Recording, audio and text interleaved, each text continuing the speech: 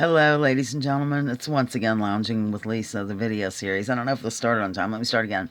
Hello, ladies and gentlemen. Once again, this is Lounging with Lisa, the video series that has me lounging while coming at you with thoughts of the day. And I'm dirty. I've not showered.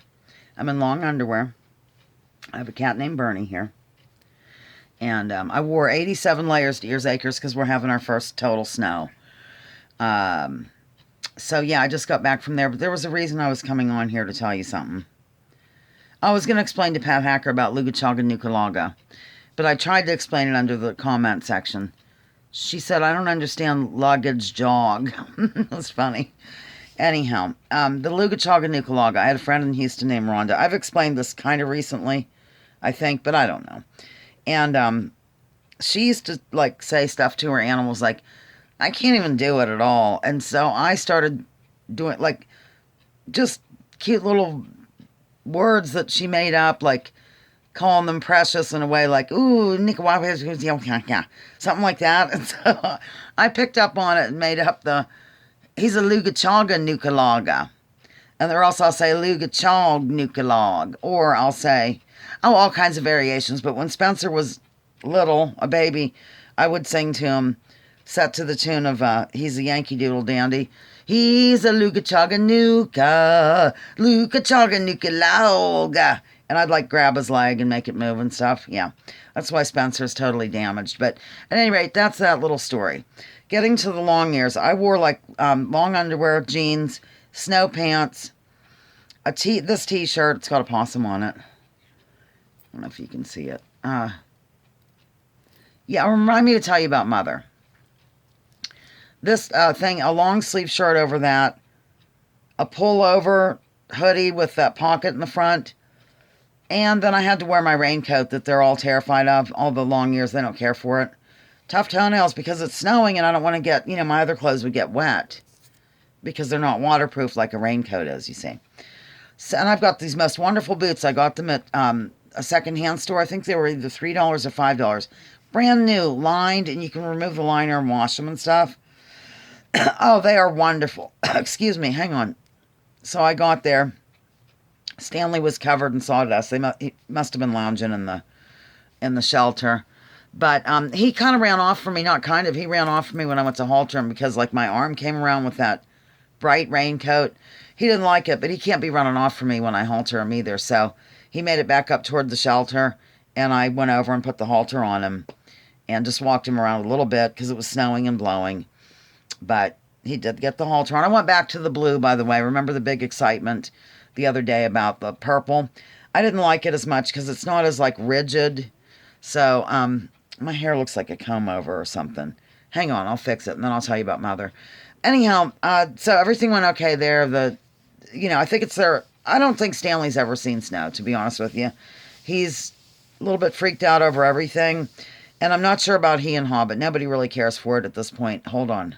Once again, I doubt you can see any difference, but at any rate, so Mother told me I had to run over to Mom's after I got back from Ears Acres. I had some things like some mail got mixed up with mine and blah, blah, blah. And so she came over and gave me this hug, God love her, and she wanted to thank me for taking care of her and everything. Mother was very seriously ill. I mean, we do think she could have been at death's door. I'm not exaggerating.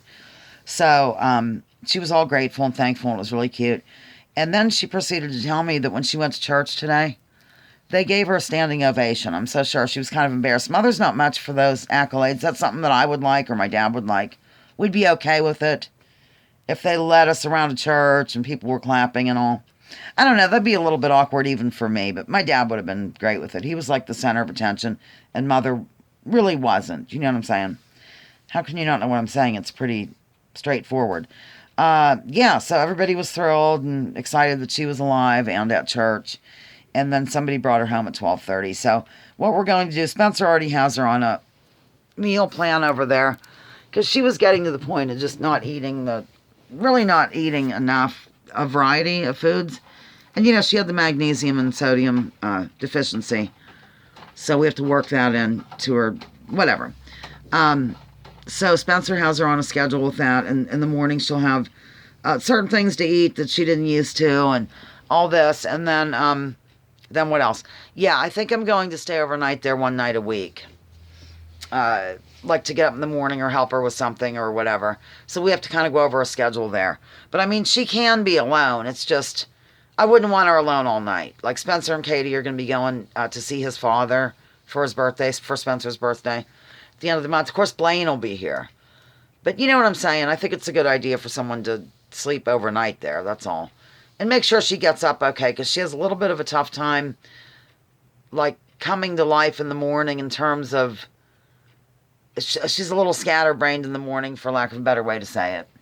And then by the time she eats and gets moving, she starts to get with it. And she, you know, like I said, she's remembering more and more stuff every day.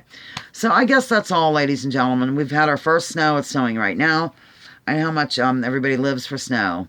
I actually love it, but I don't really feel like traipsing down to Ears Acres twice a day in the winter. But, you know, we'll have to figure out something, won't we? It seems prepared for winter, though. I think we're going to be okay. And tomorrow, I think Perpetual's going to throw them some hay, because I have to go into Now and Again. So, and I have to mix up some more oat mixture tonight. I've had those oats since June.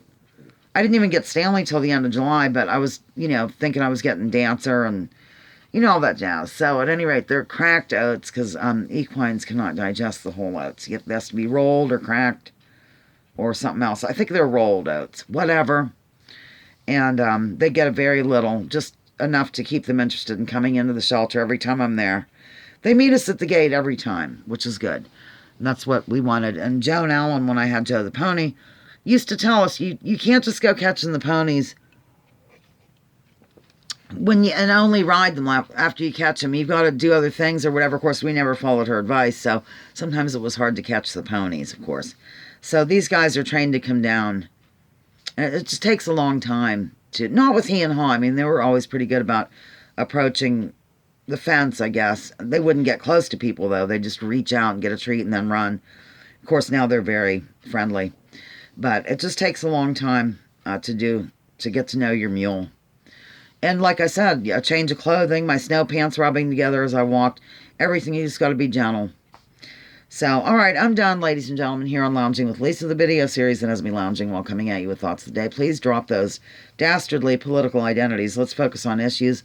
Leave labels at the door. Research before you judge. Remember, war is a racket. Don't take my word for it. Check out General Smedley Butler and what he had to say. Over and out.